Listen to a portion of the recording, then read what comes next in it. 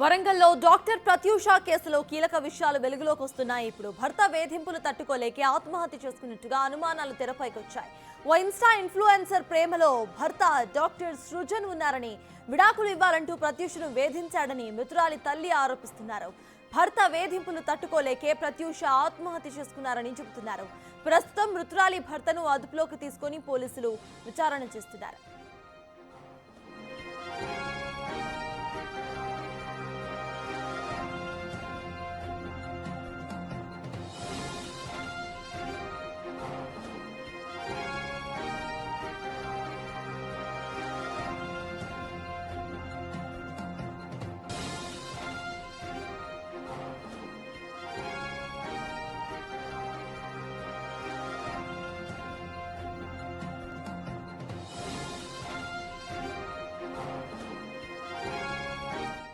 వరంగల్లో డాక్టర్ ప్రత్యూష కేసులో కీలక విషయాలు వెలుగులోకి వస్తున్నాయి. భర్త వేధింపులు తట్టుకోలేకే ఆత్మహత్య చేసుకున్నట్టుగా అనుమానాలు తెరపైకి వచ్చాయి. ఓ ఇన్స్టా ఇన్ఫ్లుయెన్సర్ ప్రేమలో భర్త డాక్టర్ సృజన్ ఉన్నారని, విడాకులు ఇవ్వాలంటూ ప్రత్యూషను వేధించాడని మృతురాలి తల్లి ఆరోపిస్తున్నారు. భర్త వేధింపులు తట్టుకోలేకే ప్రత్యూష ఆత్మహత్య చేసుకున్నారని చెబుతున్నారు. ప్రస్తుతం మృతురాలి భర్తను అదుపులోకి తీసుకొని పోలీసులు విచారణ చేస్తున్నారు.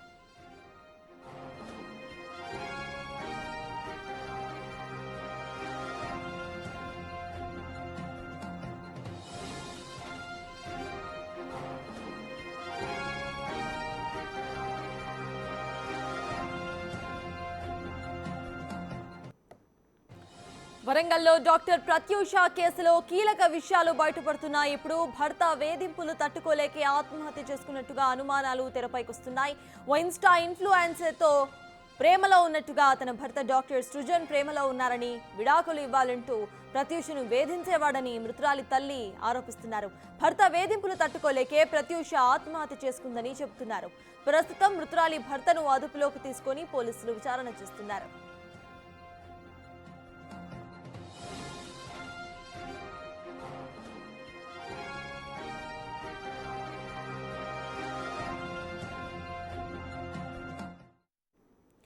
ఇదే అంశంపై పూర్తి డీటెయిల్స్ మా ప్రతినిధి వేణు అందిస్తారు. వేణు, చెప్పండి, ఇప్పటికే భర్తను అటు పోలీసులు అదుపులోకి తీసుకున్నట్టుగా తెలుస్తోంది. అసలు అప్డేట్స్ ఏంటి? అక్కడ ప్రత్యూష కుటుంబ సభ్యులు ఏమంటున్నారు?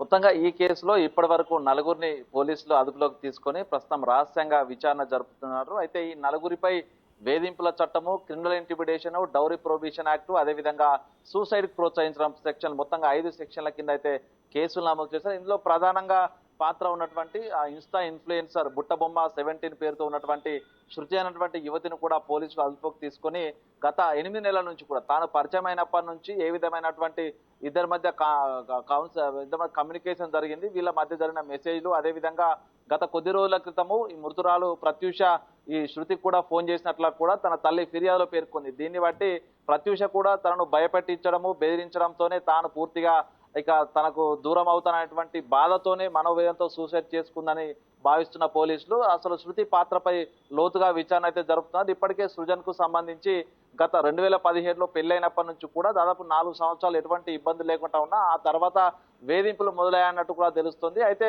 మధ్యలో వీళ్ళ మధ్య గొడవలు జరిగినప్పుడు పెద్ద మనుషుల సమక్షంలో మాట్లాడుకున్నారు, తర్వాత అంతా శబ్దమణిగిపోయింది అంటూ కూడా ఆ మృతురాలి తల్లి ఫిర్యాదు చేసింది. సో ఈ నేపథ్యంలో ఇతర ప్రమేయమైన ఉందా అనే కోణంలో విచారణ జరుపుతున్నారు. ఇక సృజన్ తల్లిదండ్రులు అటు పుణ్యవతి, మధుసూదన్ కూడా ఈ గొడవలు జరుగుతున్నా కొడుకునే సపోర్ట్ చేశారు, కోడల్ని వేధిస్తున్నా కూడా ఎప్పుడు పట్టించుకొని కొడుకు చెప్పలేదు కాబట్టి ఆ అత్తమామల వేధింపులు కూడా దీనిలో సూసైడ్ కారణం అనేటువంటి అంశం లోపల మొత్తంగా ముగ్గురిని అటు domestic violence, dowry prohibition act విధంగా ఆ ముగ్గురిపై పుణ్యవతి, మధుసూదన్ అత్తమామలు, భర్త సృజన్ పై ఆ సెక్షన్లు అప్లికేబుల్ కాగా, మరోవైపు వేధింపులకు గురి చేసేటువంటి సెక్షన్లకు అటు శృతిని బుట్టబొమ్మ 17 ఇన్స్టా ఐడి ఉన్నటువంటి శృతిని కూడా ఇన్వాల్వ్ చేస్తూ మొత్తంగా నలుగురిపై ఎఫ్ఐఆర్ నమోదు చేశారు. ఇక ఈ రోజు ఇంట్రాగేషన్ పూర్తి చేసిన తర్వాత సాయంత్రం లోపు వీళ్ళందరినీ కూడా రిమాండ్ తరలించే అవకాశం. అయితే ఇందులో ప్రధానంగా ఈ మృతురాలికి సంబంధించినటువంటి తల్లి, అదేవిధంగా బంధువులంతా కూడా ఒక వైద్య వృత్తిలో ఉండి తనను కావాలని చనిపో అంటూ కూడా తను దాడి చేశాడు, తనను కొట్టాడు తీవ్రంగా, అందుకే తన ఒంటిపై కూడా తీవ్ర గాయాలున్నాయి, తట్టుకోకని తాను సూసైడ్ చేసుకుంది, తన భర్తే తనను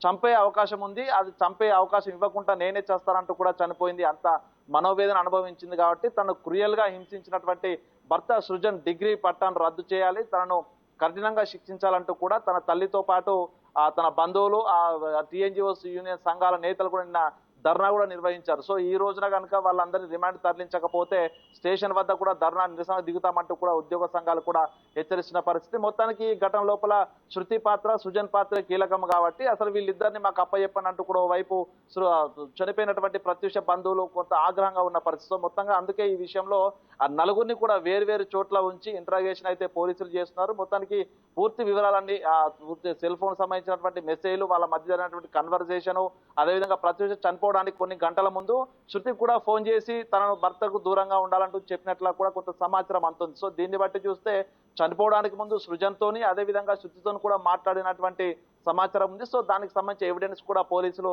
సేకరించే పనిలో ఉన్నారు. మొత్తానికి ఈ రోజున రిమాండ్ కు తరలించే అవకాశం కనిపిస్తోంది. ఇక ఈ ఘటనకు సంబంధించి ఒక ఇన్స్టాలో వచ్చినటువంటి ఒక మహిళ మోజులో పడి భార్యనే చంపే విధంగా ప్రయత్నాలు చేయడము, తీవ్రంగా వేధించడం ఘటన అయితే పూర్తిగా వైద్య వర్గాలను కూడా కలకలం సృష్టిస్తుంది. ఈ రోజున ప్రత్యూష డెంటిస్ట్ గా పనిచేస్తుంది కాబట్టి తనకు సంబంధించినటువంటి మిత్రులంతా కూడా ఈ రోజున పోలీస్ స్టేషన్ కు వచ్చి దీనికి సంబంధించినటువంటి విషయం లోపల పోలీసుల ఎంక్వైరీకి సంబంధించి పూర్తి వివరాలను కూడా ఎంక్వైరీ చేసి ఒకవేళ పోలీసుల ఎంక్వైరీ కనుక సజావుగా లేకుంటే రోడ్డు ఎక్కుతామంటూ కూడా వాళ్ళు కూడా ఆగ్రహంగా ఉన్న పరిస్థితి. మొత్తానికి ఈ ఘటనలో పోలీసులు మరికొద్ది సేపట్లోనే పూర్తి పూర్వపరాల వివరాలను కూడా బయటపెట్టి రిమాండ్ కు ఈ నలుగురు తరలించే అవకాశం అయితే కనిపిస్తా ఉంది.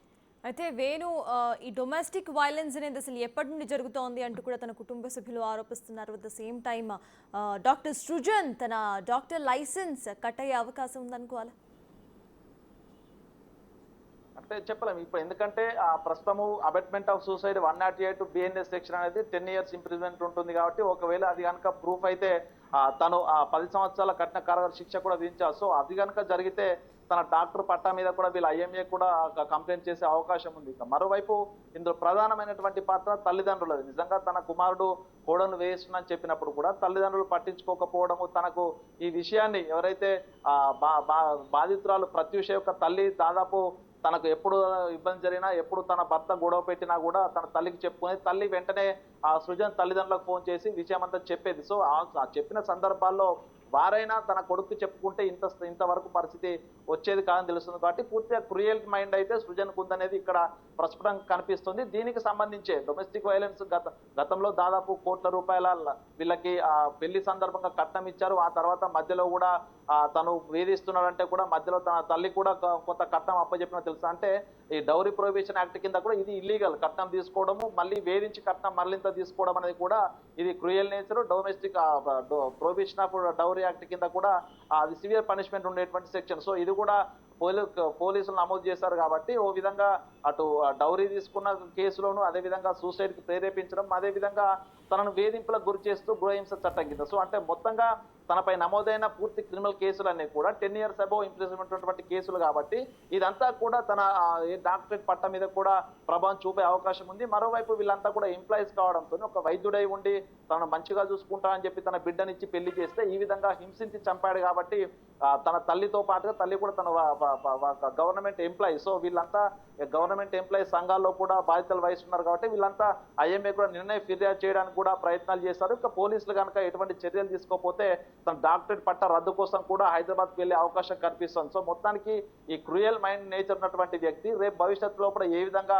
పేషెంట్లకు సేవలు చేస్తారనేటువంటి ఒక వర్షన్ కూడా వినిపిస్తుంది కాబట్టి ప్రధానంగా IMAకు ఫిర్యాదు చేయడము, అదేవిధంగా తన కఠిన శిక్ష పడే విధంగా ప్రయత్నం చేయడము, రెండు పోలీసులు చేస్తేనే తప్ప మేము ఎటువంటి నిరసన దిగమంటూ కూడా బంధువులు చెప్తున్నారు కాబట్టి సో ఓవరాల్ తన భవిష్యత్తుపై అదేవిధంగా తను ఇప్పుడు ప్రస్తుతం అబెట్మెంట్ ఆఫ్ సూసైడ్ కింద కూడా తను 10 years అబోవ్ శిక్ష అనుభవించే అవకాశం కనిపిస్తుంది. మొత్తానికి పోలీసులు ఇందులో ఏ విధమైనటువంటి ఎవిడెన్స్ కలెక్ట్ చేస్తారు, ఈ యొక్క వేధింపులకు సంబంధించినటువంటి రిపోర్ట్స్ వాళ్ళు కవర్ చేసుకునేటువంటి ఆ విట్నెస్లు అదేవిధంగా ఎవిడెన్స్ మీదనే పూర్తిగా కేసు ఆధారపడి ఉంటుంది కాబట్టి పోలీసుల చర్య ఏ విధంగా ఉండబోతుంది ప్రధానంగా ఈ కేసులో కీలకంగా ఉంది. Right, thank you Venu. మొత్తానికి వరంగల్ డాక్టర్ ప్రత్యూష కేసులో కొన్ని కీ డీటెయిల్స్ బయటకు వస్తున్నాయి. తన భర్తే సూసైడ్ చేసుకునేటట్టు ప్రేరేపించినట్టుగా ప్రత్యూష తల్లి ఆరోపిస్తున్నారు. అయితే భర్త వేరే యువతితో ప్రేమాయణం నడిపిస్తూ కూడా సూసైడ్ చేసుకునే విధంగా ప్రేరేపించినట్టు ప్రత్యూష తల్లి ఆరోపిస్తున్నారు.